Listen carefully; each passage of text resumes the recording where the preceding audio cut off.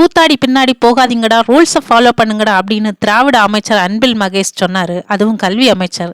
ஆனால் கல்வி சம்பந்தமாக மடிக்கணனி வழங்கும் விழாவில் அத்தனை கூத்தாடி நடிகர்களையும் கூப்பிட்டு வச்சிருக்கிறீங்களே, ஏன் ஒரே ஒரு விஜயங்கிறவனை பார்த்து பயமா?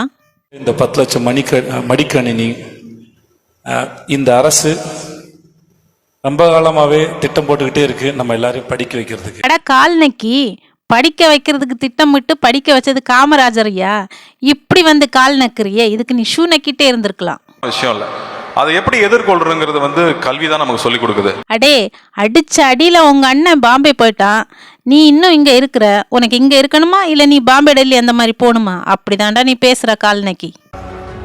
ஒரு நம்மளுடைய இந்த திராவிட மாடல் அரசு எதை மூலதனமா நம்புதுன்னா அறிவை, கல்வியை.